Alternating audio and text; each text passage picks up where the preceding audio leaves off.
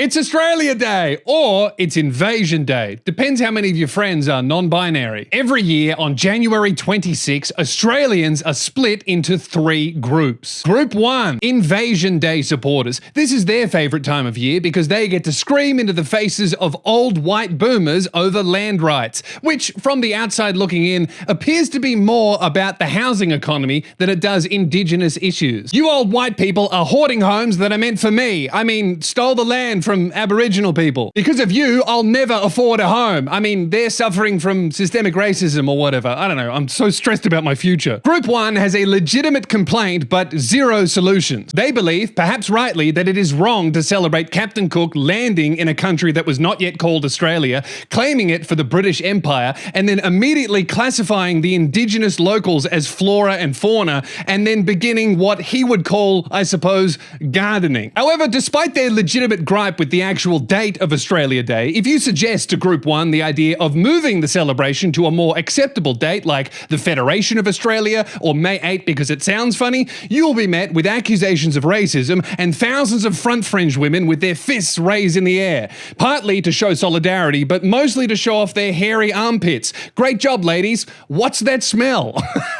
Group 2, Australia Day fanatics. This is honestly mostly just the parents of everyone at the Invasion Day rally. They don't really understand when celebrating Australia Day became racist. They've been doing it without issue for years and being told that it was good and even a multicultural thing to do. Then, all of a sudden, the rug got pulled out from underneath them and they were called racist for doing something they had previously done for years. I mean, if some of these people knew that 20 years ago, celebrating Australia Day was racist, they probably would have gone even harder. Let's be real. You'll see members of Group 2 wearing singlets with the suntan to match, driving Commodores down the road that are covered in so many flags they resemble the Chinese factory floor they were made in. The only thing that upsets an Australia Day fanatic more than an Invasion Day rally is whatever AI slop on Facebook they're currently being hypnotized by. If you want to befriend one of the members of Group 2, the easiest way to do so is by repeating one of their favorite catchphrases. If you don't like it, leave. And have you seen what's going on in London?